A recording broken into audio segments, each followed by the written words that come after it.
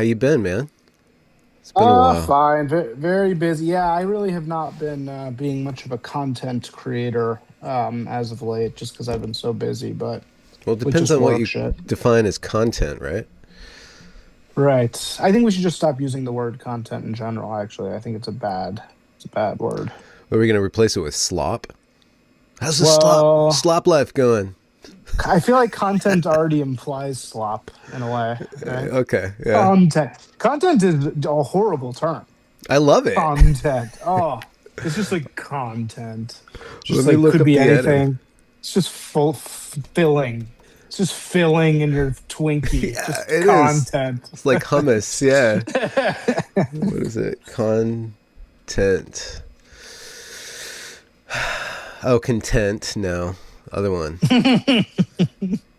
That which is Exactly. contained. Yeah, that which is contained. So something that's fills something else. Yeah, it is slop basically. Yeah. Just Filler. like slop filler. Right. Exactly. Contained. Huh. Well, okay, so you're not into that anymore. Into what? Content. Well, no, I am. I've just been busy. Just with work, your business? Yeah, just yeah, doing agency stuff, which Okay. is great, but it's Is it yeah. still Will Agency? Yeah. Yeah. Yeah. Are you Are guys we recording right now? Are we I on? Is it this? feels like, well, I'm always on, Yeah. but we We can can we be can do on. it. Yeah, okay. Good. I don't care. Whatever you want. It's fine. Cuz I like the banter. But Yeah. cuz that's the springboard for the whatever happens beyond content. For the Jew talk. Oh, well, Everything is just a springboard for Jew talk. it seems to just drag everything into itself. There's some interesting discourse around. Discourse is another word, just like the same thing as Yeah. content. But Elon and no Hunter Ash and Nick Land and Elon were in a discussion about the strategic shallowness of the JQ and right wing discourse. Strategic shallowness. I saw Nick Land saying, "Go be friends with base Jews." I saw that. Yeah, But like then a list somewhere? yeah, well, Uh, that's why I'm trying to get on the list. I was like, can I be on the list? Why am I not on this list? I should be number one on this list. But yeah, no, I don't know. Yeah, I don't know. I don't know no, what's going on with that. okay. But did you guys get any ads in the Super Bowl? No, oh my God. No. We're not even close to that level, Okay. dude. I mean, Super Bowl ads are a sort of ancient, ancient practice. They're like really Hmm. outdated. They're extraordinarily expensive and stupid. And no, we don't really do a lot of TV ads. We're a branding and content studio, so we do a lot more social stuff, a lot more brand videos and email campaigns, and the stuff people actually really consume. Whereas Hmm. in today's world, the Super Bowl ad is a really outdated sort of thing that just huge companies do. And that's why they're so bad. That's why it's always like three celebrities. It's like three celebrities in a pun. It's like three celebrities saying a pun that somehow implicates the name. And then it's like, oh, a shark pops up because it's a shark pun. I'm trying to avoid saying goat because even saying goat is now so outdated It's that I can't coded. even talk about it. But yeah, so Huh. it's like really bad. It's Super Bowl ads are extremely poorly done, and they're Was sort there of like a any one of dinosaur. this batch that you thought edged? Man, man, you know what? I didn't even do my like normal due diligence of like watching each one again and like commenting on them. So I can't even remember. I mean, they're Dude, so that's forgettable. I basically literally free can't remember. content for I you. know, right? This is what I'm saying. Content. I don't do content anymore. Yeah, no, right. It's like no, I do the only ads I've been semi impressed with recently are the AI ads are pretty good. Both the companies do pretty good ads that are like pretty well thought out and pretty strong. Oh, there was the one. Yeah, sorry. There was the one must have been Claude ad of it was a woman talking in sort of as an AI explaining something, and then she's an older lady, and then she starts talking about dating older women singles in her area. That was pretty well done, and it was like ads are coming to AI, but not to Claude. So that was like A plus conceptual, surprising, well written, well produced. Hmm. A grade advertising. And I'm pretty sure their agency is, they have one of the big ones. I think ChatGPT is Wyden Kennedy, and Claude is probably, whatever the other big one is these days. Yeah. But yeah, yeah. There's So that. There was those that have been good. disturbing one with oh, who was the actor? Was it Channing Tatum or something? Anyways, he Tating Channing. Tating. Yeah, Tating sorry. Chang Ching, Ching, ching, or ching, ching. maybe it was the guy who played. No, it's the guy who played Thor. I like that Oh, actor. yeah. Chris And it was Hemsworth. about, yeah, Helmsworth, and Yeah, he's he cool. was like Siri or Amazon's AI was trying to kill him. Oh, no. Yeah, I didn't see that one. Okay, yeah, that was kind of interesting and stuff. Was that a good one? Yeah. Well, I mean, it's disturbing because it's like, Hmm. yeah, that's all of our fears, right? But Yeah. you Yeah. said something interesting about there was this little hint of something interesting about saying goat is outdated. The Oh, relationship between time and relevance in your industry is really heightened. I mean, talk about hmm. high time preference. How does one develop a sense of what is relevant, what's not relevant, what's cringe or old? Like the dating, like if there's a carbon dating in advertising, some of it escapes it, but most of it just composts almost immediately. Well, I have two things to say about this. One is this is not really how it's always been. It didn't used to be that you needed to have some hyper contextual, stupid Okay. thing where it's Chappelle Roan because you vaguely know who that is, plus some saying 6-7, right? Chappelle Roan saying something. Oh my God, the best Super Bowl. Could you imagine if we could get Chappelle Roan to say 6-7 on TV? Like that sort of calculus that's new. And I don't think that Huh. that's necessarily the fault of anybody. I mean, we live in that world right now where everything's cheap, hypercontextual, fast. Everybody forgets about it in 2 seconds. And that's just the way the cycle works, right? So I think that part of it is just the nature of information now. Mm, But that's not always how it's been. It used to be if you were Wyden Kennedy back in the day, you were marinating on your Nike commercial really outside of the news cycle. You weren't caring about what was actually happening.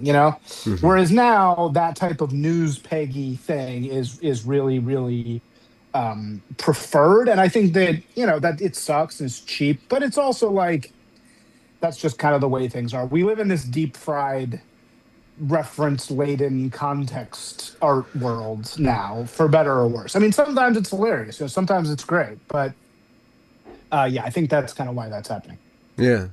How do you guys strategize through that or around that? Or what are some strategies when because I mean your Twitter handle is disgrace propaganda. So we're talking about Hmm. advertisement. We're also talking about propaganda, but we're talking about information, but we're talking about Yeah. content and how people are engaging with content and stuff. So there's this landscape, like this mimetic landscape that you're manipulating. You're trying to be a Hmm. master wizard, right? That's what an ad man is. I'm not trying to be a master wizard, and I don't Hmm. that. So there's kind of a difference between growth hacking, right, and Hmm. propaganda. Um, and growth hacking is like that's when you're trying to be a master wizard of the algorithm, and you know exactly how to do this and this, which will lead to Yeah. virality and all that kind of stuff. And Yeah. that to me is a lot less interesting than telling the story of things, simplifying the story of things in a genuine way, Hmm. not even so much for the customer as for the company. I mean, I think that people struggle with who they are, right? People really struggle with who they are. And that's never more true than with companies. Companies struggle with who they are a lot. And I use an example all the time in my sort of workshops where we set this up for brands. Do you remember something happened with Facebook in even just before 2016, where Facebook was this company that was sort of sitting around, and at a certain point, everybody suddenly started hating Facebook. Yeah. And it was because they were like, wait a second, they're selling our data. This was the whole Yeah. era of if you're Well, and not the product. every Yeah. single update to the platform made it worse too. I mean, Yeah. there's a Yeah. bundle of Yeah. crap Right. This going on one. for This them. was when we started getting hit with targeted ads, and we were like, "What the hell is this?" We Google one thing, and then suddenly we're getting Yeah. ads for this. Um, and everybody. This was the era of everybody saying the refrain: "If you're not paying for the product, you are the product." Right. Yeah. So Facebook had this whole existential crisis where everybody realized, "Oh, Mark Zuckerberg is not your friend. He's actually completely exploiting you." And there was sort of this realization. So in response to that, Facebook got a branding agency just like ours to come around and give them their new what we call single-minded message. So like your core identity of what is your brand, what do you stand for, why do you exist? And the thing that they chose was Facebook connects people. We are the grand connector of Yeah. human beings. Who could be mad? Could be mad at a company that we just connect human beings together, and their logo became Meta, which is like a connection thing. Their conference is called Connect. Their career services thing is called Connect. For a long time, every Yeah. single interview Zuckerberg gave was, "We think human connection is a human right." It's all the bullshit about we're just the connecting thing. Yeah. And did it work? Maybe. I mean, who really cares? But it did at least. Again, that's almost more important for Facebook. It's more important so that those people get to wake up every day and say, you know what? I'm getting paid an obscene amount of money. My everybody hates me at my dinner parties, but you know what? I really just believe in the power of human connection. You know what I mean? Yeah. That's really what I'm here to do. Yeah. And so when you're dealing with companies in today's world that are just, they're basically armies, right? These armies need to have they need drums, and they need a feeling of why we're here and what we're doing. And I'd say that that's really what we provide, even more so than all the other crap that we do, which is videos and websites and art and Mhm. social media, email growth campaigns. We do all that stuff. But I would say the thing that I most fixate on is getting everybody in the company to believe something, about why you're here and like what are you doing that actually matters in the world. Mhm. I met a McDonald's higher up, some guy who was in the bureaucracy of McDonald's, and this is a few years ago. And McDonald's has this reputation of being crap, right? Yeah. But he said, it's dependable. Like if I'm in Bangkok or if I'm in, this country or that country, I know that I can trust this food. Like I Yeah. know that like this is the place where I can go and I can eat and I can rely on this product. And Yeah. his way of seeing it, I'm like, oh, okay, I understand that. But now that you're saying that, it's like that's what the company tells itself. Yeah. That's how the people believe in what they're doing, and Yeah. there's a moral backbone Right. that they Exactly. have. Right. Because nobody wants to go to work and feel like I'm just an amoral piece of crap. Right. I mean, No. nobody wants to think that. Whether, and, this, some things really are that. I mean, McDonald's, I don't know. I have kind of a warm, fuzzy spot for McDonald's Well, in they're my heart. working. You know what I mean? Their ad people are working on it. I'm doing that. Yeah, exactly. Well, I think this was just a few years after that Super Size Me movie, so they You're right. probably had to respond to that. And that's really interesting how public criticism can reshape a company, because the company has to respond to these points of criticism and then reconfigure who they are Right. based on this conversation with the public, Well, which and they have isn't no it control funny? over. It's so funny how sometimes that seems to matter, right? And then other times, like companies treat us terribly. Like airlines treat you horribly. Like your cell phone provider, try to get any answer. I mean, we are Mm. really poorly treated by these companies Yeah. that we don't have a lot of choice over, really. I mean, of course you have some choice, but and it's funny how it's like some things become these huge like moments that need to be propagandized against, and then other things are just Yeah. we don't care, Yeah. whatever. You know Yeah. what I mean? Like it doesn't matter. Yeah. Yeah. So it's weird. Like it's weird why I've never really totally understood why they decide that one thing is really important versus like not important. Yeah, it is funny. Every time I try to do something on Comcast's website, it's the slowest, clunkiest thing. I'm like, you are the communication company, and you're the Yeah. shittiest communication infrastructure. Yeah. It's really interesting that trade off. Yeah. How do, Really how do satanic you? those things. I think that there's a broader application to finding the identity of a company and then and drilling down into it. I don't know where you want to go or what you're really interested in right now because you say you're taking a break from content, which I'm not. I don't want to say the I'm subtext of taking that a is break, but the subtext of that is politics, and the political domain that you walk around is this thing called the dissident right. And one thing that defines the dissident right's identity is its identity crisis is perpetual. It's always doesn't know what it is, who it is. And the interesting thing following these different writers and thinkers and influencers and content creators is that it's personality driven, but there's different people that are trying to start something that's real. Like there's a lot of like attempt to start something that's real, and a lot of the energy and the direction is make it local, make it personal, make it something that's yeah. outside of this structure that's with these mitigating principalities and powers, right? Praxis. Everybody wants praxis, as Dave So, Trade says. so if we're talking about like a distributed pickup game of politic, how does identity form, and how do you persuade people to have an identity? Because in order for any sort of political action to happen, there has to be that those marching orders, Yeah. that motto and stuff like that. So how does that happen? I think it's about positive storytelling versus negative, right? And I think that the issue with the dissident right, here's my giant fear that haunts me and that I'm really worried is true. Look, when I was trying to be a writer in the mainstream, I was a writer for Vice. I was a writer for LA Weekly. I wasn't very good when I started. I was good enough. I was good enough to write for these publications. I had interesting stuff to say. I was sort of a, effusive theater kid. I'm not an actual theater kid. My parents are theater people, but I was like, here's my thoughts. Here's my thoughts. My thoughts. You know what I mean? Like I was like dumb enough to think that anybody gave a shit what I was cared about what I was saying, which is you need that level of lack of self-awareness in order to even get there at all, right?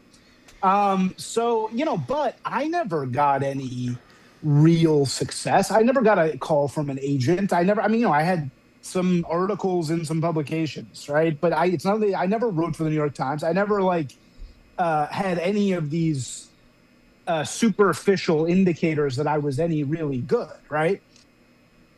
Simultaneously, my political consciousness went to the right, as many did. I think I was telegraphing the fact that, now we all know that a big part of the reason why I wasn't getting ahead is that I was not only a white dude, but like a right-leaning white dude, that's just never going to happen. Mm-hmm. At the same time, I found purchase on the right? I did find purchase on the right, a lot of purchase. And I noticed that the purchase that I find in the right is when I'm complaining about the left. Yep. You know what I mean? Yeah. Yeah. So what does that look like from an outside perspective? That looks like somebody who couldn't make it in the real game. So you went over to the game where you get paid to complain about the game that you didn't fucking make it in, right? That fucking terrifies me. I never want to be a paid complainer about the thing that I didn't make it in. That really fucking worries me.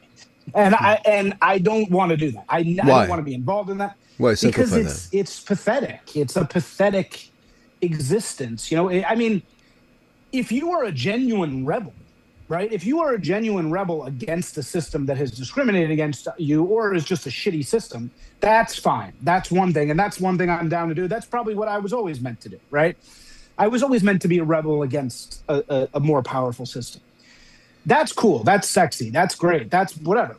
And there's a little bit of that where I'm a loser, right? I mean, like, Mm. punk rockers were losers. Black rappers were, losers in a way, right? They were losers, but they were losers. We see them as losers for unfair reasons, right? Not because they couldn't hack it, but because they didn't really have a chance otherwise, right? Whereas Hmm.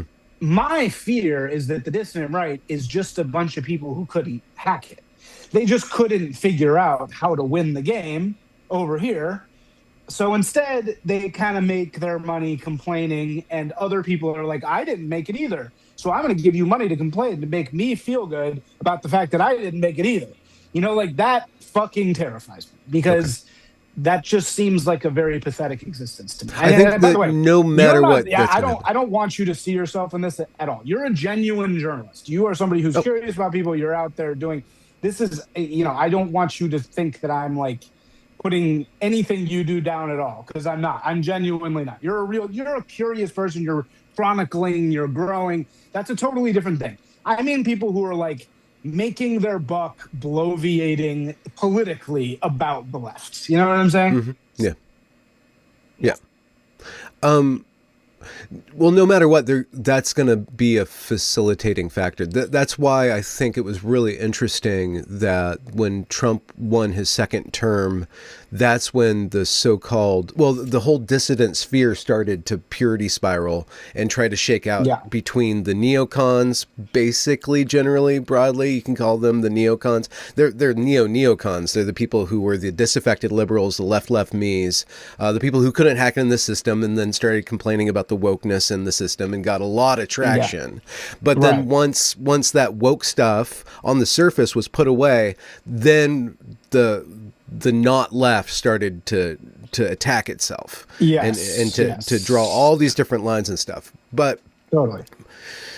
because we were unified in this anti-woke project. Yes. Right. Yep. But beyond Totally. that, there's no unity. And so Right.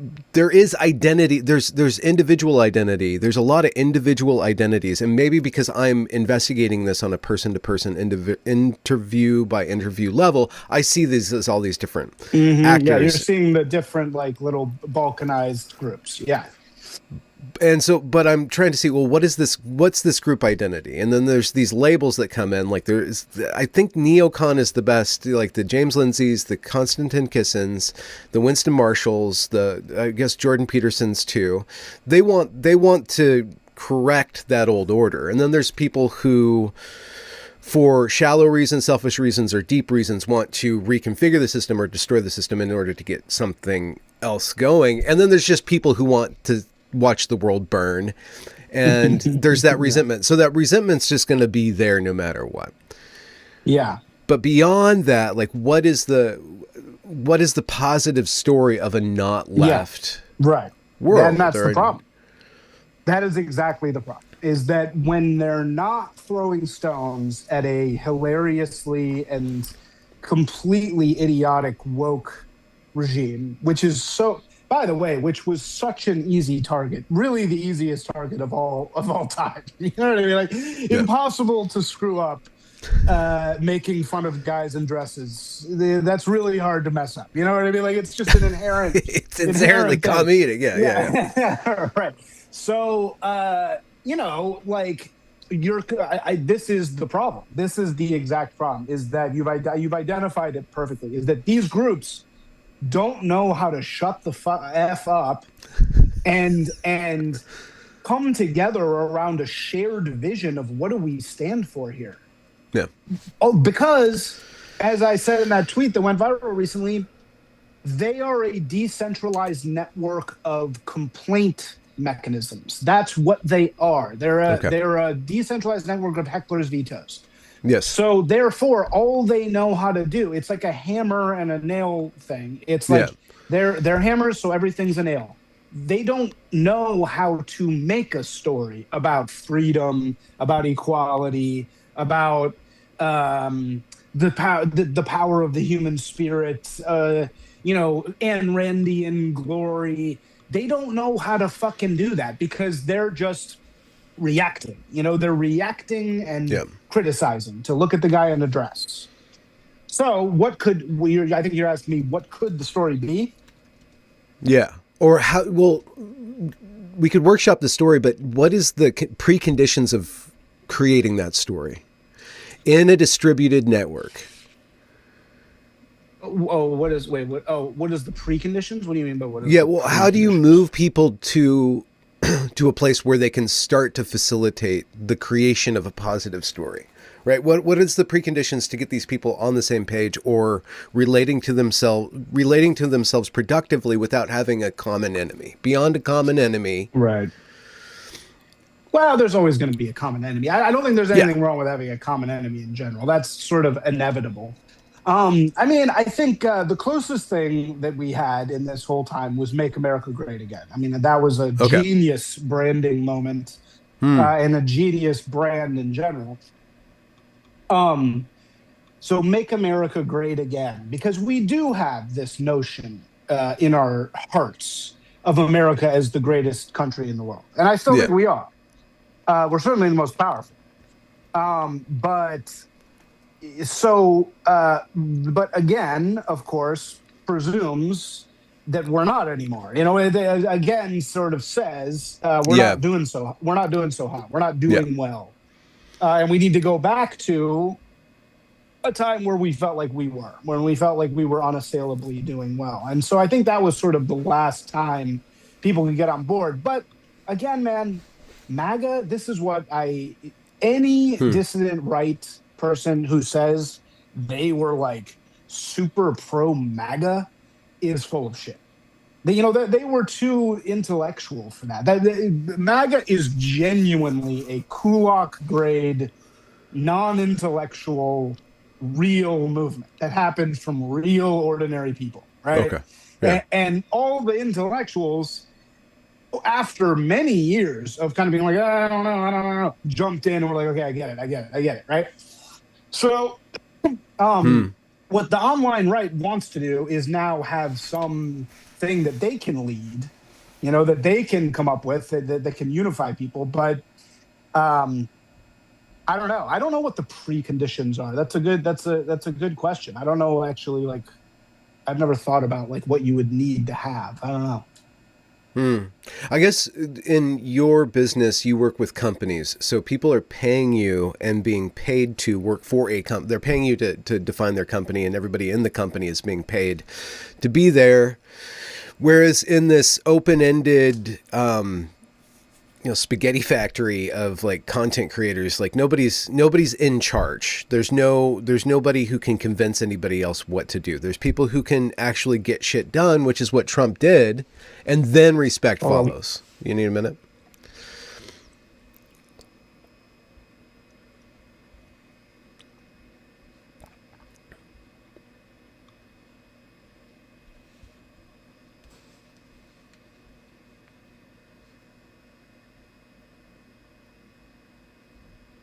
Sorry. You okay, man? Yeah. No, I'm fine. It right. was a hotel person. Oh, cool. Yeah. Sorry. Keep going. Sorry about that. You were saying I know what you were saying. You were saying we do companies, so it's a little more unified. This is just a whole ecosystem that exists on its own. Yes. Yeah. And then, then you have these attractors, these influencers, these people who gather a following, and then there's no common cause. So even complaining about not having a common cause is a part of the slot machine now. And it's like, well, we don't know, so what are we doing? So, and then you, by necessity, you have these breakout people, these people who were rebels, who were willing to not be woke. Was the first straining mechanism for a lot of these people who we're talking about. And then there's people who, again, are oriented back towards the system that became woke, or people who are oriented in a different way. And then there's a lot of incentives to restart these cancellation campaigns, to be woke in effect, because I mean the Babylon Bee guys are just fascinating characters to me because they got their traction by making fun of things, and now they want to control discourse. And even though they say I don't want to control discourse, but they do. It's crazy. I know. I can't believe it either. I mean, so okay, let me just say two responses. One, we actually don't just do companies. We actually do a lot of one political causes that are coming out, right? Okay. We just did one called United by Nature, which is kind of the new conservation initiative. Okay. That was fun, and that's kind of very DC-ish, and we did their launch campaign. Um, it's kind of like conservation for young people kind of thing, and so we do politicking, and we do more than just companies. And another thing we do is like make media companies. And actually, we are going to be, I don't want to say too much, but there's a big project coming up that's going to be very much our own that is going to be seeking to be media, like genuine media, not content, genuine content, not just pure propaganda, right? Yeah. You were Um, doing that with a state. With last time we spoke, it was yeah, like yeah, Michigan or we something. launched. We helped launch. We basically did launch Michigan Enjoyer in Michigan, which was my favorite project we've ever done because Mm. it was like culture media, And I'll tell you, the success of Michigan Enjoyer, which was very, you can see it now. They're doing great. They're so Michigan-y. They have great content. Here's what I will say. I think the solution is for us. It is not about attesting what the other side is doing. It's not about attesting. What if it was the other way? you know, like, could you imagine if we said what did they say about white people, about black people? Yeah. And it's not about going forward in time. It's not about, oh, this is the future of AI. This is the magazine of the future. And it's not about going back. It's not about, oh, let's return.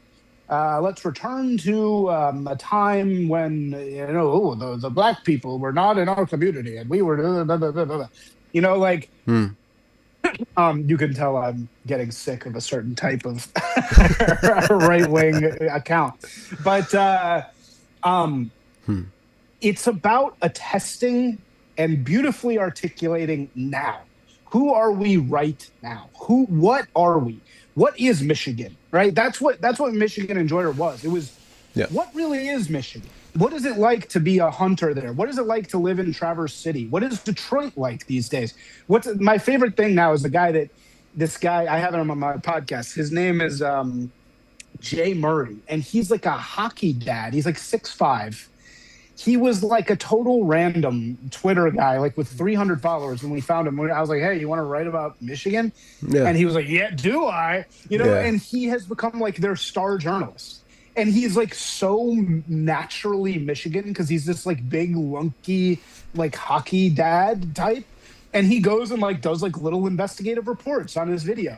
And it gets like they get millions of views because he's so like actually Michigan. Okay. And he's not sitting there just like writing articles about like, I don't like Gretchen Whitmer. It's actually you're seeing who he is, what his experience is like. And it's like really attractive. It's like, it's cute. It's funny. It's hilarious. It's like, hey, this is what being a white guy in Michigan is like today, because what is being a white guy like today? I mean, being a white guy sucks so bad that you're like, I'm not saying it sucks so bad overall. It sucks so bad in so many superficial ways that Mm. people want to go back or they want to go forward. They want to go like, let me start my Yeah. network state with crypto because I Yeah. just don't want to be in this world anymore where everybody hates me. Or Yeah. let me go back to Roman times where I can, rape and pillage as Yeah. I see fit. Yeah. Yeah. Um, Whereas Yeah. it's like, you know what? Like, actually, what we need is the story of right now and like where you are. What is it like to actually be you? And what's the beauty of it? Because you know what? It's actually not that bad. Like, I live in LA.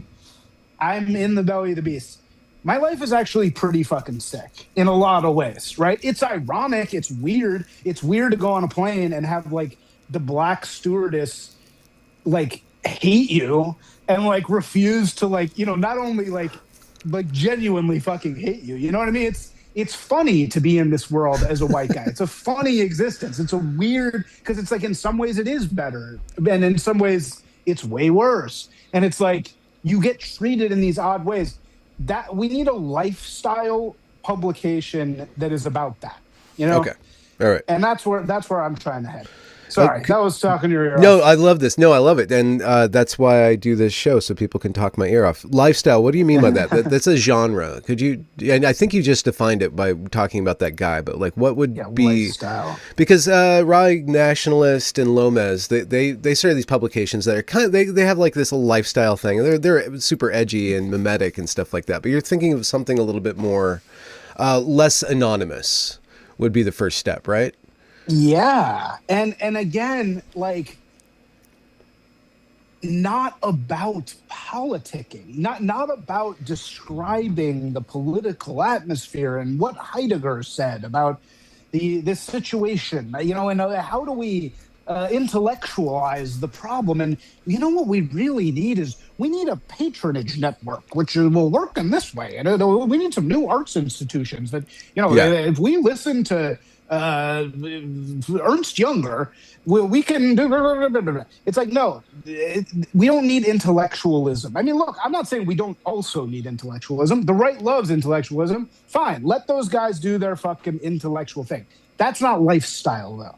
Okay. Lifestyle is the opposite of intellectualism. Lifestyle is GQ. It's Playboy. It's Barstool Sports.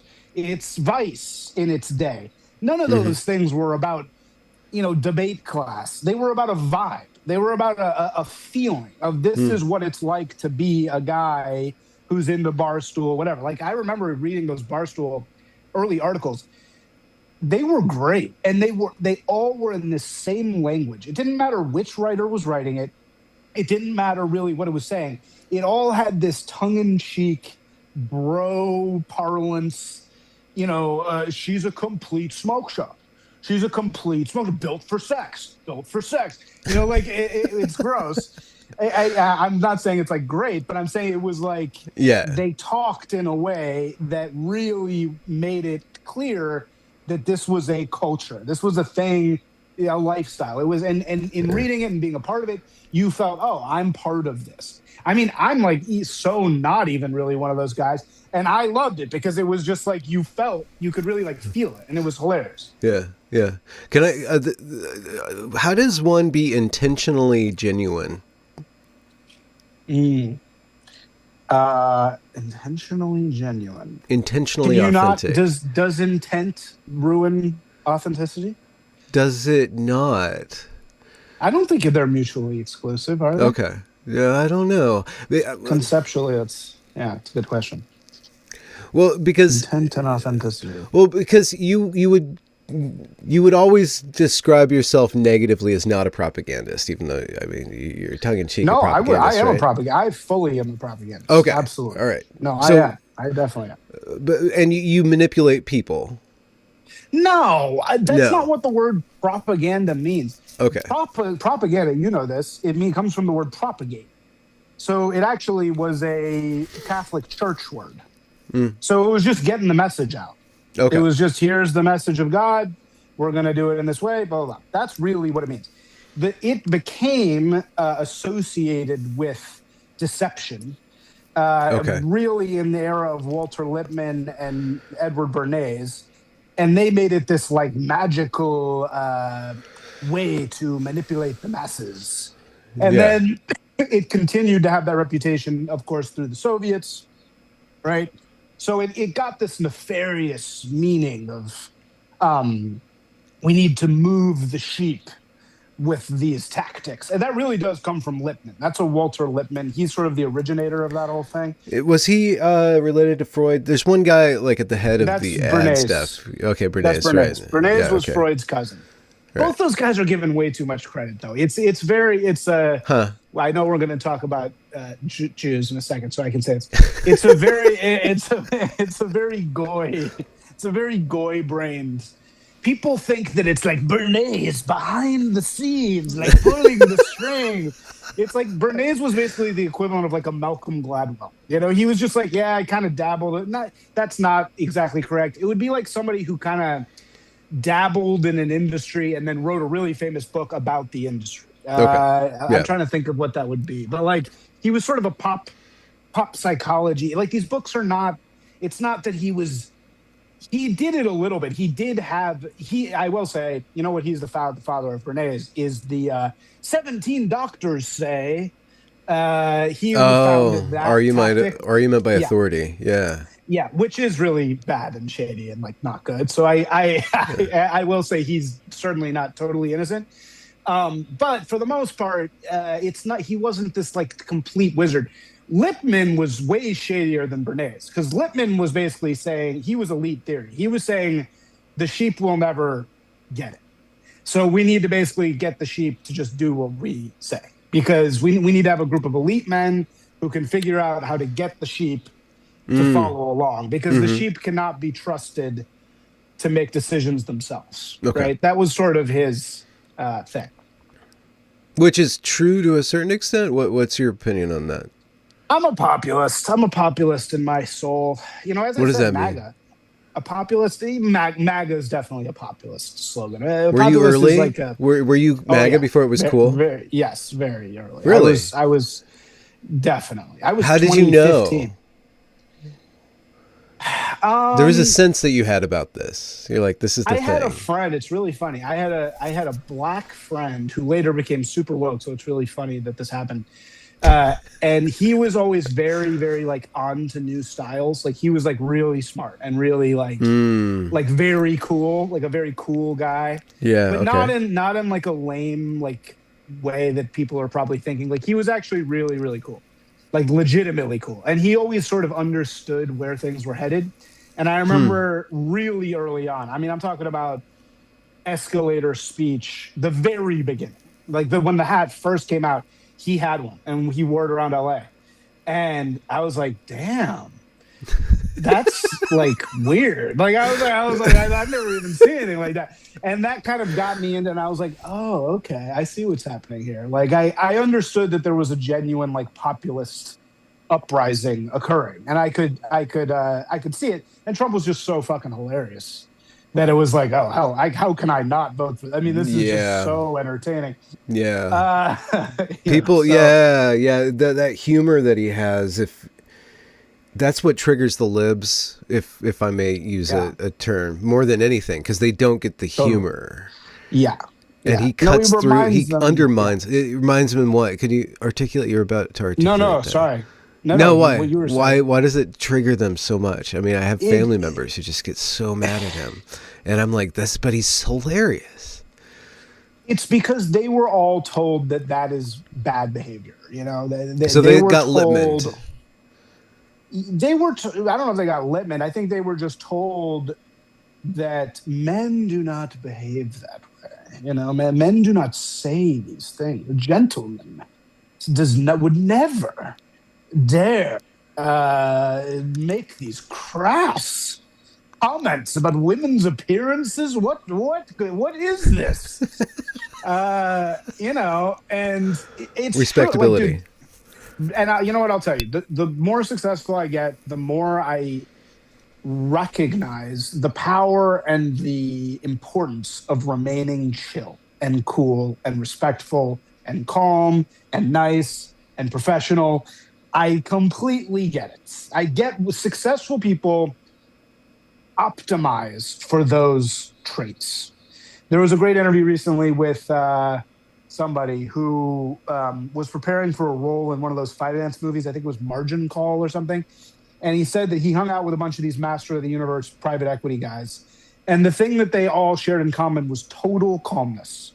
Their voice like never raises above a, you know, very calm. They might be saying the most horrible thing in the world, but they just completely remain calm and professional and utterly Hmm. unfazed. And I think that for a very long time, that was the accepted, you know, the accepted way that business was done. It's how politicians spoke. It's how Hmm. businessmen got business done. And an indicator of somebody who was simply not going to make it was an inability to control one's crass behaviors. And I think, you know, It's with Obama, it's that Patrick Bateman meme, like, dude, cut out with the anti-Semitism, like that mass murderers, like, yeah, cool with the anti-Semitic remarks, but yeah. yeah, yeah. And he and Trump flipped that over. Well, I think things had just gotten so bad. I think the Hmm. problem is that the calm speakers, they didn't realize how bad things had gotten. They didn't realize how far things had gone. Hmm. And that you need that. You need those crazy motherfuckers to shake things up occasionally. You need your Andrew Jackson. You need your Teddy Roosevelt. The people get sick of that boring shit. Oh, after a certain amount of time, especially if things are not going well, right? If things are not going well and you're giving them the same calm stuff, they're going to try to find somebody who speaks to them a little more like how they talk to each other, I think.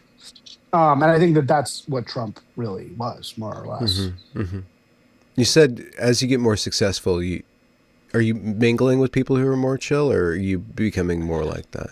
I just recognize the necessity of being like that myself. I, Yeah. I, I see I see in the world that I'm in. I hire a lot of weirdos from the internet, and I can see that the biggest indicator, the number one indicator of lack of ability to succeed and move up, is inability to control one's tenor and general appropriate level of behavior.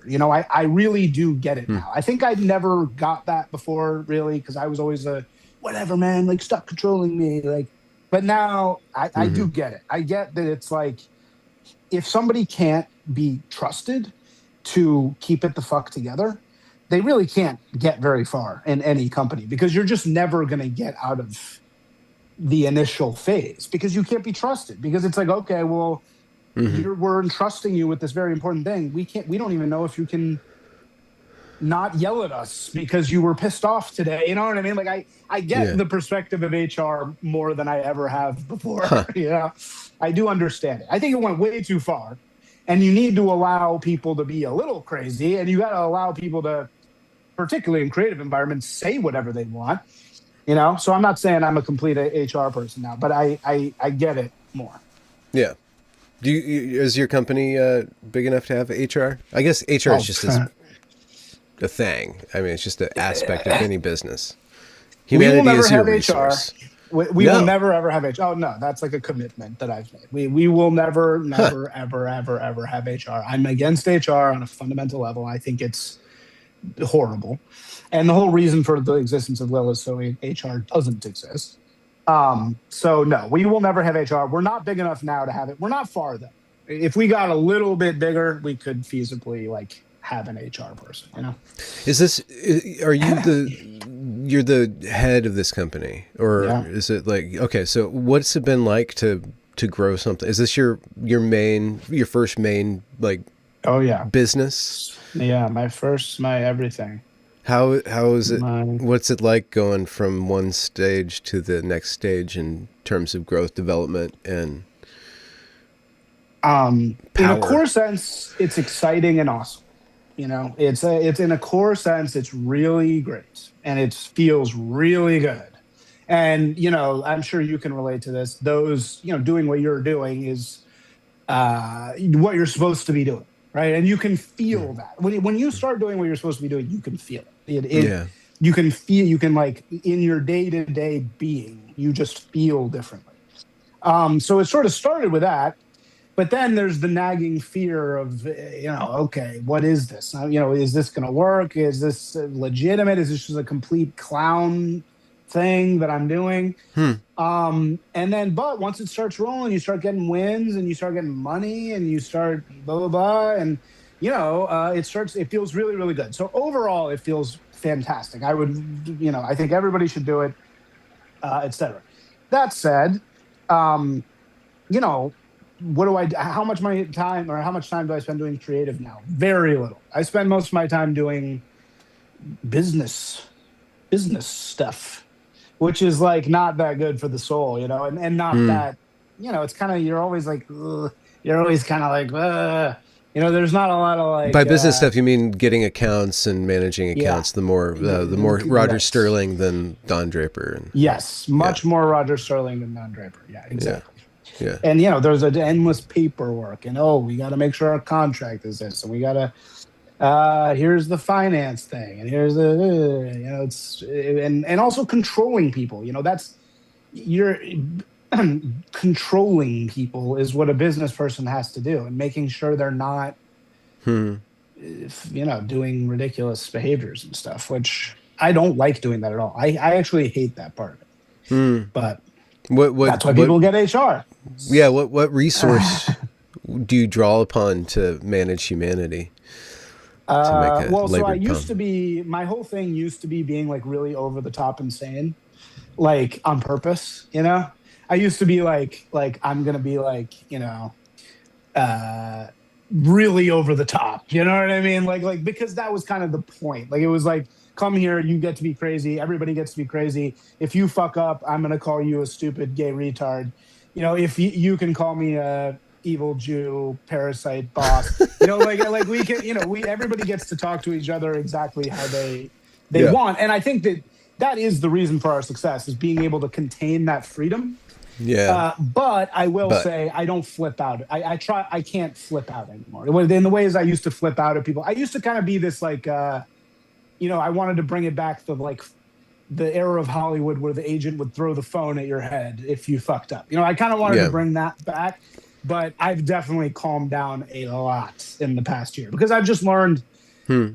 it's, if you treat people that way, even if it's funny, even if it's tongue in cheek and funny, uh it's creates probably more headaches than it's worth, because not Yeah. everybody gets it. People don't get the tongue-in-cheek part. A lot of times they think you're really serious, or you know Well, I and mean, so I it's dangerous to not assume that you're serious, especially if you're the boss. So it's like really exactly. difficult. Authority, yeah, having authority changes. Totally. And you can't be a complete fucking psycho. Like the more you flip out, this is again same point. The more you flip out, the more you lose your cool, the less people respect you. That's what I've seen. The more Mm. you can remain positive, calm, and cool, and blah blah, the more people garner respect for you. The more you lose your shit and have little bitch meltdowns, which I do all the time still, the more people are like, ugh, Yeah. this guy's not cool. Yeah. Yeah. So Yeah. yeah, How's you're Jewish by practice? yeah, I'm one of We the had a few who's conversation. who's like that. And Yeah. like one of our, I think it was our first conversation. You had such disdain for, I think it was the Reformed Jews. I think it was. Yes. Yeah. Yeah. The reform. How's your Reform. practice going? What are you Orthodox? I guess you're what strain or Yeah. line do Okay. you run? I'm what's called a Chabad Jew, and Chabad. a Chabad Jew is like, it's It's like, modern, but not too modern no, I'm trying to think of an equivalent of Chabad. in the Christian world. Yeah, probably. Oh God, it's like there's really no exact analog. Hmm. Not like Quakers or No, Shakers it's or. not like Quakers. It would be like, is there a part of Christianity where the purveyors of it are much more religious? I mean, I guess this is probably true of all Christianity, right? But particularly a lot more religious than their flock. Like, does that exist, where it's Hmm. like, hmm, kind of their core function is to stick with the truest form of the religion, but simultaneously that attracts sort of actually the most lapsed Christians in a way, Mm-hmm. Mm-hmm. Mm-hmm. Does that make sense? No, Like, I think I don't know if there's an analog in the Christianities that I know, but you're saying that so there's the rabbi, and they hold the faith, and they hold it very strongly. So but like, they don't demand that of you. They kind of yeah, hold yeah, that for the community. exactly, And I exactly. think that that's probably an aspect of Judaism that's always exists, or a strain of Judaic practice. Well, I mean, so there's Chabad is great. Chabad is really like a very positive, non. It's a part of Judaism that is really very attractive to people like me, because it's Hmm. fundamentalist in its own practices, right? But it is the sort of the purpose of it is to bring in lapsed Jews. Like that's not its only purpose, but that's a big function of what it does. And so I like that a lot, because I don't like the opposite of that would be reform, which is reform is everything is Judaism. You know what I mean? Yeah, Like we're gonna reform, open the temple so that it's yeah, flattened and it's egalitarian. It's the wrong kind of populist. It's watering right. down the inner Exactly. chamber. So It's watering down, so there's yeah, no beliefs. There's no, you can be in the reform, you can be an atheist reform Jew, yeah. which to me is like incredibly sinful, incredibly terrible. Because it's like in Chabad, what I am is just a very disappointing Jew, right? I'm just a Jew who, That like, sounds the like rabbis, a very Jewish state to be. but that's what it should be, right? Like I should have a rabbi who's like, here, look, here's the flame of being. This is what you should be doing. You know, this is what I'm doing. This is what you should be doing. I'm disappointed in the fact that you don't keep Shabbat. You're out there posting bacon, which I just did by accident. You know, you're Posting bacon. you're a disgusting degenerate in all these ways. Yeah. And he'll tell me that. He'll say, look, you're no better than a gay person. You don't do the rules either. You know, you like, you come here and judge gay people, like is what he'll say to me. You come here and judge the lesbian couple here. You don't keep fucking Shabbat. You know, you don't do any of these things that you supposedly, Mr. Righteous over here. And he's fucking right. I mean, that keeps me honest, because he's like, hey, you don't get to judge other people. If you don't do the rules, you're no better than anybody what's the purpose else, of interacting with the rules if you're not going to follow them? I'm wondering about your spiritual development. Like I want, that's where I'm aiming the conversation to see how your religion is developing you. Isn't that true of any religion though? Like you can't. There's always some rules you follow and some you don't, right? Yeah. Isn't But that the always tension the that case? it's well, you brought up that tension as something essential, but maybe it's not essential. It's something that keeps you honest. But what's on the other side of that honesty? Why even interact with the rules At all, if you're not going to keep Yeah. them. What are you deriving from that in terms of structure, in terms of meaning, in terms of direction? Or because depth? I think it's just believing in God, right? If you genuinely believe in God, which I do, yeah, these people, these rabbis, they are in the business of communing with God in the most Jewish possible way, you know, which is what? It's very, very rules and ritualistic. Or how would you describe that? I think I've said this maybe on a prior thing. Judaism is an extremely Jewy religion. It's very Jewy. It's very, and that's kind of like what attracts me to it a little bit. Like the most Jewish thing you can do is study Torah, right? So studying Torah means reading Torah, reading Kabbalah, reading any of these other books that are rooted in it, and then debating it with your rabbi. That's studying Torah. And that is the single most holy thing in all Judaism. Not going to temple, not praying, not confession, or not worshiping, anything. The most holy thing is studying Torah. And by study, you mean wrestling. Well, reading it, and then asking, questioning, reading it, and then again, it's not just reading Torah; it's studying Torah. So studying means interrogating, really thinking about how does this apply to my life now? How can I be a better servant of God? Or, we wouldn't say servant of God really, but how can you be better connected with God day to day? How can you use your life specifically to try to bring darkness into light, right? How can you use the darkness in your own life as an opportunity to,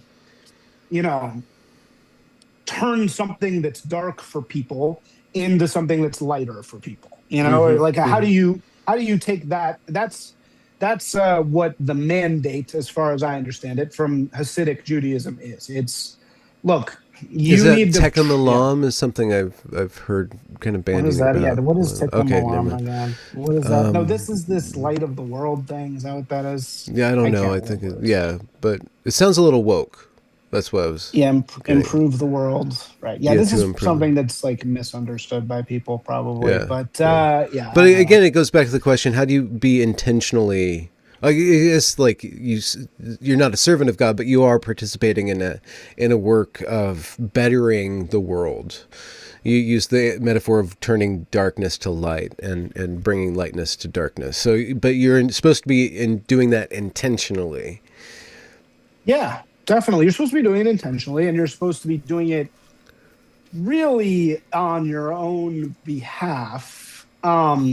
No, I mean that's not true. And on behalf of the world.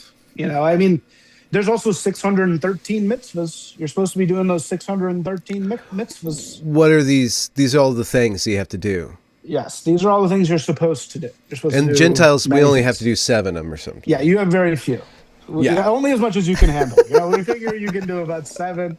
No, no, yeah, that's. I don't think Hmm. that's why. But no, look, there's all sorts of chauvinistic elements of Judaism, if that's what we want to talk about. But which I Well, don't how do agree with at you? all. Okay, but so you don't need that. You're not a chauvinistic kind of guy. You're a populist. You're like I have a black friend. I have a gay friend. Even though I have a hard time with gay people, apparently. You're fine interacting with the goyim. I'm sorry if that's a bad word or not. I don't know. Um, Okay. I did have a guy get super offended at being called a goy the other day, and I was like, dude, who fucking cares? But yeah, no, I'm not a chauvinist myself personally. But there are many, many, many Jews who would say Jews have a special relationship with God. Jews are the only have ones a who can better actually soul. have a real soul. Yeah, they're the only ones who are able to commune on this level. They're the only ones who can actually interpret the light of God from the heavens in the right way. And there are Yeah. many, many people who would say that. Is it really that different than Christianity? It's different in the sense that uh, Hmm. I don't think Judaism's any less chauvinistic than Christianity overall, pound for pound, right? Because Christians obviously also are extremely privileged in the religion of Christianity, right? I mean, if you're not a Christian, you're not on the you're not on the The squad. You're not docket. getting Yeah. the benefits. It's just sort of a different range of benefits. Hmm. And of course, the really big difference is that hardcore Jews believe that it's basically passed down through the mom. So it's not a choice. It's not a Mm-hmm. I can't choose, It's not consent right? based. Yeah. There's no consent. I just am, whether I want to or not. Hmm. And How is that for you? That's a very foundational belief that gives you destiny, yeah, attachment. man. Wait, heritage though. Like there's positives and negatives to it. Lineage. Well, and I will say in today's world, it is very nice to have that Hmm. because we live in this world where there's no heritage. So Hmm. it is nice to have this tribe that's just like constantly saying to me, you're part of us, whether you like it or not. Like that's like a nice message to hear. You know what I mean? Hmm. Because it's like, oh, I have a family that it's always there for me, whether or not, no matter how anti-Semitic I get. You know what I mean? Like it's like they're always there. Yeah, you know. And that's what's great about Chabad is they really provide that. They're like, hey man, you can go be an anti-Semitic edgelord poster for 10 years, but you can't escape us because your soul is Jewish. And like, sorry. And I do think there's some truth to that. Like I do, when Hmm. I'm studying Torah with a rabbi and like, there's so many elements of it that are already the way I see the world, and when it's boiled down into this Hmm. way of talking about it, I'm like, wow, that's already exactly how I looked at it. Yeah. Um, Can you describe overall what that would be? That frame like, oh, of seeing the well, world yeah, I as a think I series of see the mechanisms world. of rituals. Like what is it? Okay, so like for example, when I go on a bender, right, and I have uh 2 days or 3 days of feeling horrible shame, right? Of what did I do to my body? I spent all this money. What am I? This is a terrible way of being, right? uh, where does that shame come from? Does that shame come from society? Does it come from me Does it? What is that? I believe that shame comes from God, right? That shame comes from you have drawn distance from God into chaos, right? Yeah. You've allowed your animalistic behaviors to take control of this godly vessel, and you've gone far away from God, right? You've taken yourself into the darkness. You've done badly, and I think that really is a relationship with God. I think those feelings come directly from God, and I think that it's similar in Christianity. I think in Christianity there's a similar feeling of like, yes, I do bad things, but at the end of the day, I want to be here to be part of the light of God, right? I want to be part of like I Hmm. hate to say the word good, because I think that sells it short, but more of like the greatness and the holiness of God. Hmm. I don't want to differentiate from that. I want to be part of it with everybody else. I want to be part of whatever's happening here and whatever's going on. Yeah. Yes, I behave poorly and I act like an animal, but I want to come back and like be part of the righteous battle. I want to come back and help. Like Yeah. I want to be connected. I want to be connected to Oh no, like humanity. Facebook. Yeah. And that's what Facebook is all about. Let me introduce our new campaign Yahweh. for yeah. Stay connected. Yeah. Anyway, sorry. Huh. Yeah. Trying to describe religion, not easy. Not an easy task. I got a glimpse of you just now in listening to your spiel. Yeah. That like I just had a sense that you're becoming more you.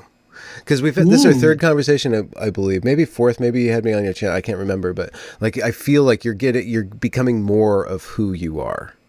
interesting. Like, That's and an interesting it observation. was in your tone of voice and your animation, and then like some weird like maneuver you made. It's hard to describe, but Hmm. it's interesting. I think Interesting.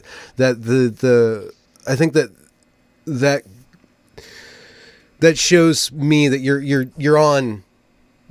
turned on and you're going. So you're creating content, you're running a business, I think that the podcasts are really good for you. I think that you have more of a presence in interacting, and I think it's a part of the Jewiness of your religion. I think maybe that's part of it. Like it's not just you studying Torah; it's like you with another human being, your rabbi, and that exchange of the vocal tone and your accents and your way of being. You're being connected through that wrestling, that studying, that interrogating and stuff like that. And I think that the podcast world, when done correctly or when engaged with correctly, is a chance for us to Hmm. actually develop not just the ideas and solutions and problems. Those are context and pretext to this interlocking of the mano y mano, the back and forth. And yeah, I don't know why I'm Well, propping thank up you. That's a great that. compliment. That's a very good compliment. But yeah, I see that feeding into your development and stuff like that. I don't know. I was. My wife had me cut out alcohol for a month, and now I'm on this thing where I only drink on the weekends and stuff. And Nice. so when I reached out to you, it was Friday night, and it was like, and So you're saying you like, regret this? You're saying no, this is a no, regrettable. no, because I was thinking like, oh, I should have Isaac. I don't know why it was like popping up, but I said something to you in the chat about like Zionism, because Yeah. like sometimes it just overflow. It like this thing is a very dangerous thing that's going on right now. And part of the issue that I was interested in interrogating with you is that why is Israel such a bad, it's like you think that the Jews would have the best media presence, but it seems like they're making a lot of errors on like promoting themselves. Like if you were put in charge of Israel's like ad campaign or internet presence, like what would you do differently to not like, God. it seems like they're riling up all these things. And then also there's like a media ecosystem where where you get a lot of traction if you critique these people, and then they go back at you. There's the ADL. There's all this vested interest. It's just like racism. Like racism in America is never going to go away because too many people make too much money off of it. Yeah, right. Right. And that's what's about to happen with anti-Semitism.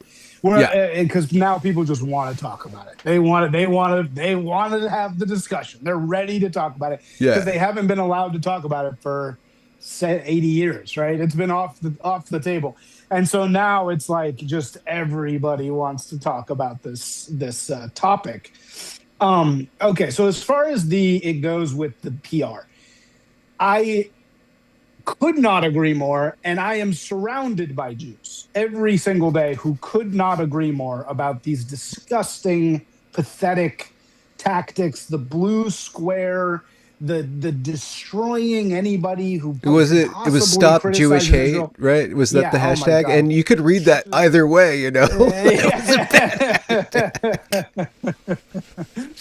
Yeah. Wait. How could I heard this before? Was it Stop Jewish Hate or Stop? What else would it go? Like, no, it's either stop the hate against Jews or stop the Jews hating, like Jewish hate. Right? Yeah, exactly. Stop Jewish hate. My genuine feeling about the Jews are actually far less ethno-narcissistic than people think. They're not.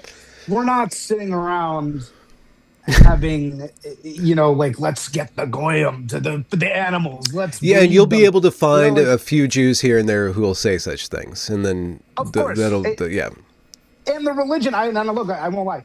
As I said, the religion is chauvinistic, but every religion is chauvinistic in its own way. It's not more chauvinistic than Islam, right? Which says we literally need to conquer the world because everybody who's not an Islamic person is an animal, to be sacrificed. It's equally it's not that bad.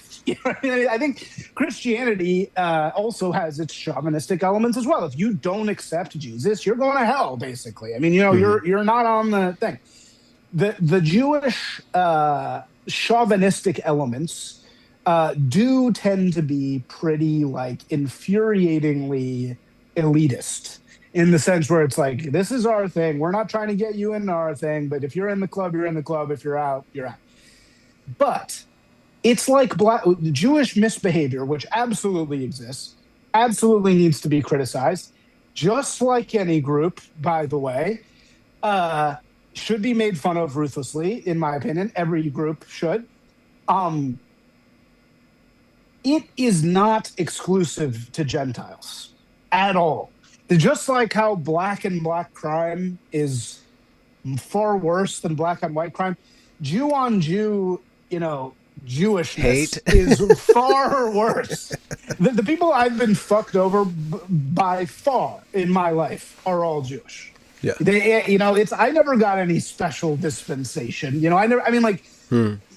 Of course there's a little bit of we're the same thing. We have the same rough thing, but it's not some code of, it's us against everybody and we never betray each other. It's that could not be further from the truth. Yeah.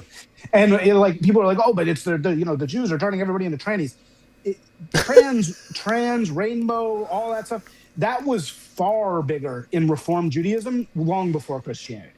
So I have 2 cousins, 3 trans, married a complete Christian, married a Filipino guy. It's not like there's this special code and we're not betraying the family. Jews are the most subversive to Jews. It's just a behavior. It's just Jews. I will agree that there is a outsider sort of mentality in the soul of Jews. And it's, people are going to say this is anti-Semitic. Read the Torah. It's been there since the Torah, right? It's about we get kicked out of a place, we go to a new place. Yeah. How does that inform you? We're not, or impact you? Who could be more of, was the solution for me to stop hating myself as a Jew, which was, I'm the perfect example of this. All I am is trying to eat away and destroy at the liberal fuck world that I come from. You know what I mean? Like, I'm Yeah. the most subversive Jew of all. I'd say so. Like, in a way, I'm actually more Jewish than my cousins and everybody who are just basic ass reform people. Um, so look, it exists. There is Jewish behavior. I see it with my family. I see it with friends. I see it with, look, there are Jewish behaviors. Yes, there are. Some of them are really bad. Some of them are terrible. Some of them are despicable, right? But some are Um, not those but things, some or are the not. opposite Yeah, so of some those are things. not that. Some can be really beneficial. Some can be great. Some can be amazing. It's just it's a people like any other. I really think the issue is just that it's been banned to have this discussion for so long. So that drove people kind of nuts, right? It drove people insane because they weren't able to talk about this thing, right? And it wasn't okay. You weren't allowed to say it. And it's like, well, that's not, you can't enforce that forever. It's one, even if you could enforce it, enforcing it would be completely evil because then it's like, okay, you're talking about this extremely powerful group that you cannot criticize.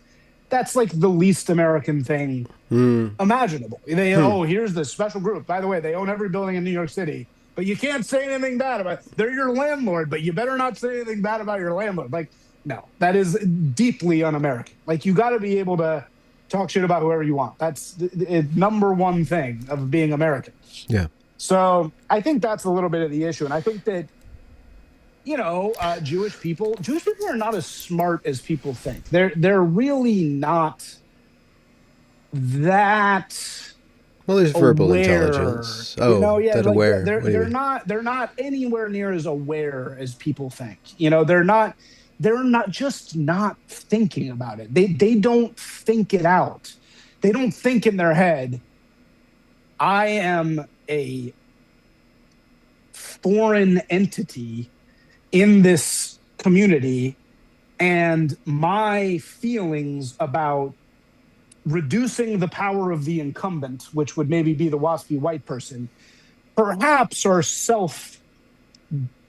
maybe those aren't just pure, goodness or maybe there's a self-interest there. They're just not aware of it. Mhm.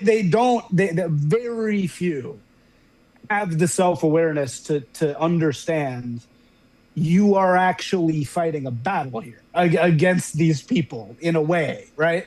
They just don't get it. I think they don't see it, for most of them. Mm-hmm. Mm-hmm. The I guess, well, both on the right and the left, and then the middle. Israel's become like just such a hot topic, and the pushing and the investigating. Why do we have a special relationship with this other country? And you brought up something that was really interesting when you're saying it was just kind of offhanded, but it seems essential. Or another line of inquiry is, what is an American? You said this is deeply un-American to silence speech and stuff, like, which is like kind of a surface level First Amendment issue, but that Make America Great Again. The other aspect of the right that needs to happen, besides criticizing Israel or investigating why we have such a special relationship with that, is what is a positive identity? What is the positive American identity? And we get Israel or so-called anti-Semitism or so-called racism are all, again, negative, reactionary in the worst possible form, or like in the lowest possible form, reactionary elements of the right, but it's not a positive vision. What is an American? What is a Westerner? Like, because then you bring up the UK, and the fascinating Right. thing about discourse in the last couple of years is like the two different tracks between the UK, or specifically England. Is England for the English, and is Israel for the Israelis? And what do they do with the outsider-insider distinction? And why is one given in our discourse, one given prevalence and given support, and the other one is being undermined at every possible turn, being the English? Right. England is no longer for the English. In the same way that Yes. Israel is for, or Israel is agitating for, Israel for the Israelis, or they say Jews, but there might be a slight distinction that you can get into there. Yeah.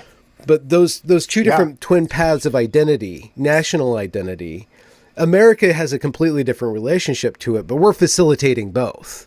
Oddly Yeah. enough, our global Yep. empire is destabilizing one Totally. and Yep. instituting the other, and it's really fascinating. So those are two outliers on what a national identity is. In America, we have Hmm. to make up.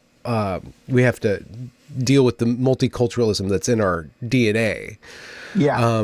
and so the whatever direction that the right wing racialist discourse is headed, I don't see how America can institute that. But you see it in some sort of necessity or some sort of desire for people to have what you were saying when you said, like, I am born of this people. I have a Yeah. heritage, no matter what. Totally. Absolutely. I threw a lot of things out there. I don't know where the question was. Yeah. I will say that look, all of this is coming to a head now. Yeah. These questions have always been there. I've always had them. I've always seen the immense hypocrisy of Americanism being fundamentally anti-ethno state, yet Israel is the ultimate ethno state. So, like, what the hell are we doing? Um, that said, it is the ethno state in some ways. It's also like the weird thing is that like the groups that make up Israel could be extremely genetically different, even more so than the English, right? I mean, if you look at it as Mizrahi Jew next to the Sephardic Jew next to the Ashkenazi Jew, they're really different, right? Yeah.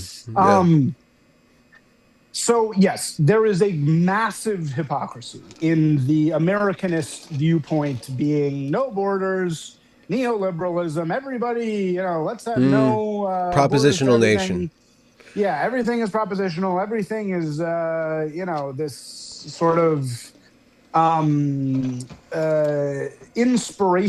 aspirational thrive wherever you can cut it.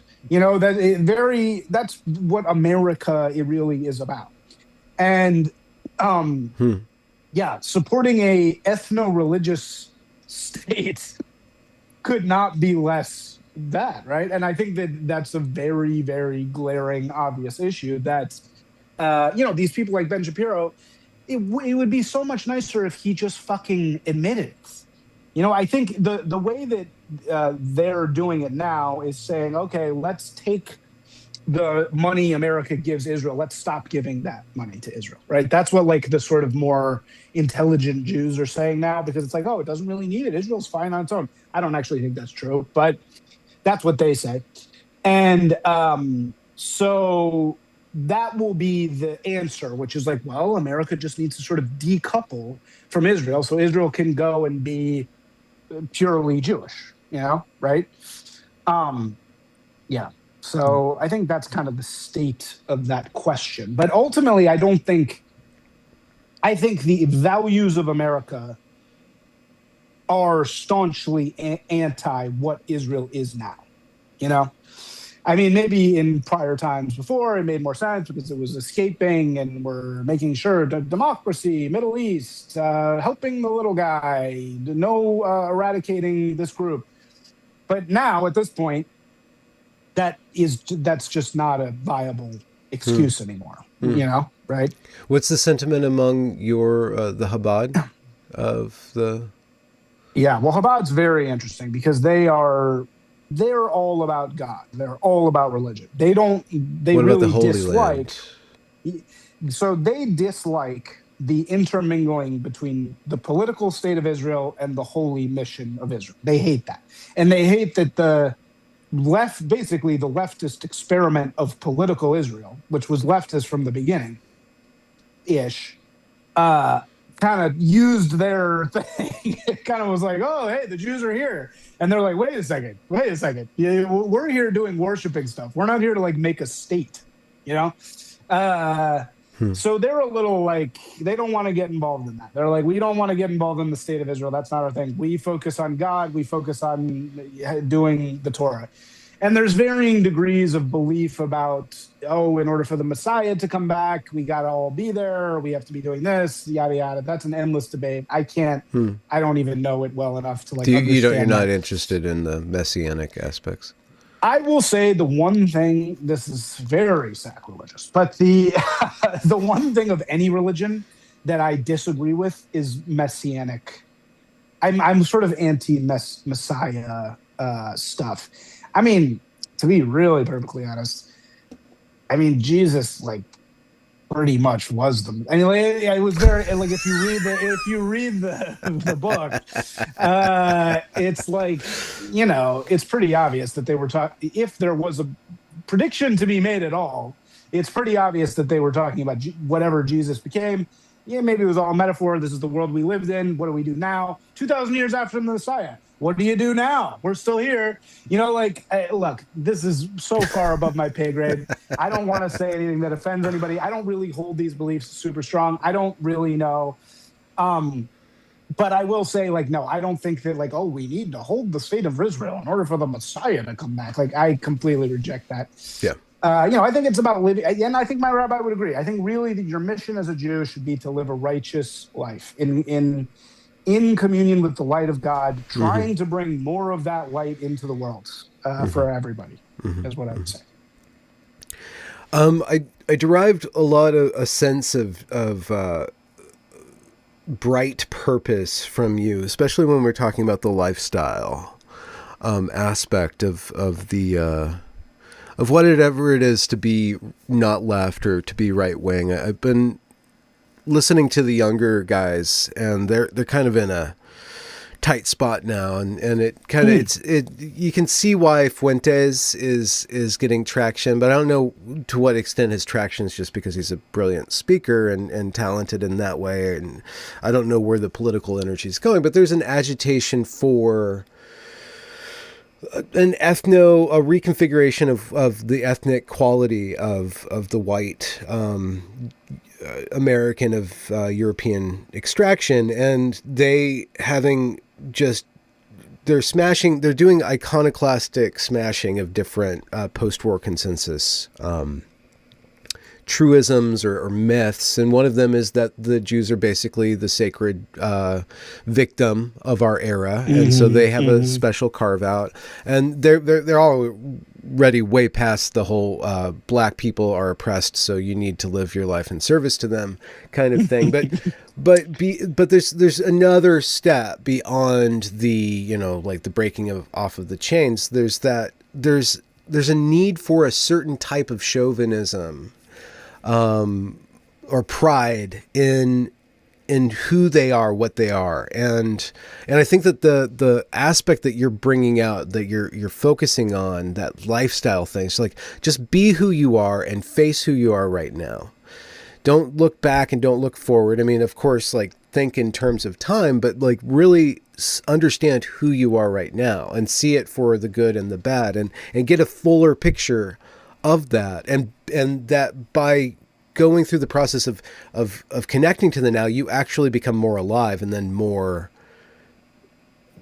actually aware of like what you should do or what you actually need, rather than in this realm of lights and sounds, this Luciferian kind of ideological mimetic landscape, which is fun and we all dabble in it, and that's just a part of our life now. Information and ads are just a part of our life now, but that the fullness of being is not going to be unlocked by anything less than a full embodiment.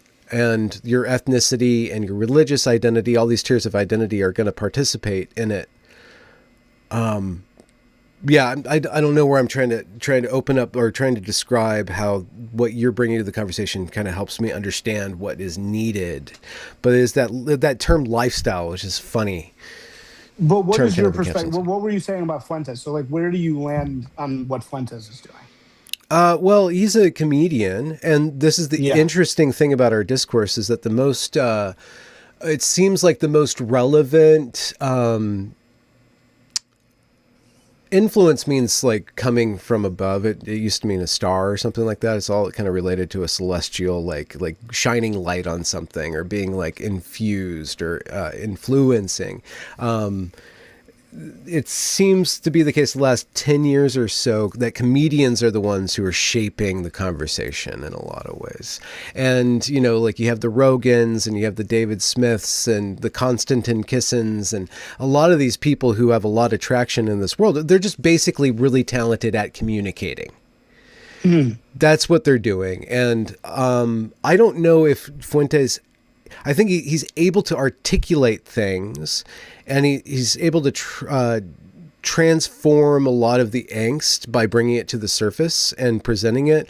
But I don't know where that goes. And it seems like as a political operator, he constantly shoots himself in the foot. He's a kind of a wild card. He hasn't learned the lessons that you were detailing earlier about actually you need to be steady for people to trust you. If you actually want to move into the realm of power and influence, you need to like actually become more steady and calm. And I think he's going to go on a plot arc that's, because he's so talented, I think he'll have a developmental plot arc. But part of the stuff of that development is going to be shedding off certain of the edgiest aspects of it that were always kind of tongue in cheek too. So I don't know. I think that the relationship to him should not be one of like being afraid of him or throwing him down, but like actually seeing him as somebody who's on a plot arc that can be aimed in one direction or another. If you go alongside him, you'll get a lot more, you'll do a lot more to influence him than if you go against him in any given way. Right. Yeah, I agree. I think that a lot of the understanding how everyone works in this discourse is that if you get alongside them, you can actually change the discourse rather than direct confrontation. The direct confrontation, the debate stuff, it's an event that doesn't necessarily shape anything, but it's, you know, the Andrew Wilsons, the people who are really good at you know, just tearing down their opponent or making great arguments. Those are I don't think that they are.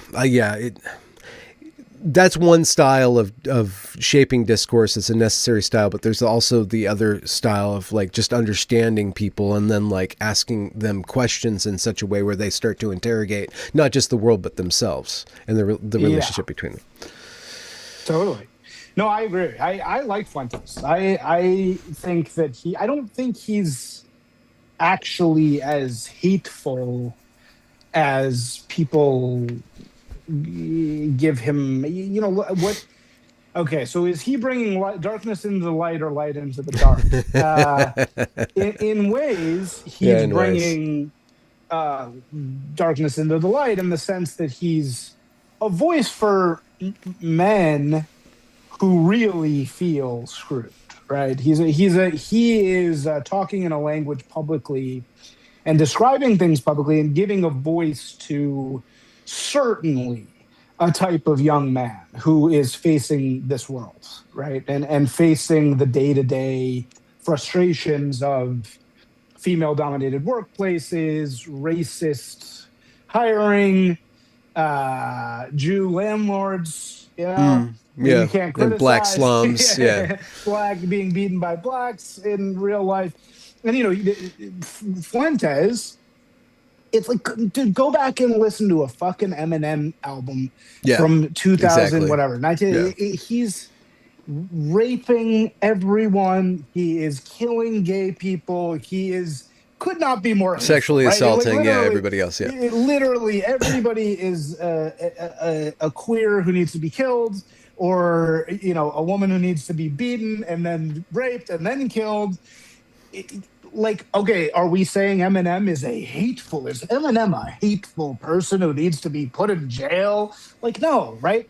But for whatever reason, people can't see that that's what Fuentes is. Yeah. Fuentes is just doing that same thing. He's just giving a voice to this like male frustration that, you know, everybody has. And to try to tamp down on that is so... Or finger wag. You're never going to kill it. You know, my mom was in the holly. Like instant mimetic magic. Yeah. Right. Yeah. Yeah, so it's I an just art think form. It's such a artist. Right. It's an art form, exactly. And it's so funny also that now we've entered this phase where art is so infused by politics. Everybody wants to be talking about politics. All the movies are now about politics. Politics has just infected everything. And it's funny that like Eminem of our time is, of course, a political talker. Comedian. It's Yeah, like the yeah, yeah, perfect thing. yeah, yeah, Yeah, yeah, yeah, yeah, yeah. yeah. Well, Isaac, what's a project coming up, or where are you putting your content insofar as you're getting any content, squeezing any content out into the void? Okay.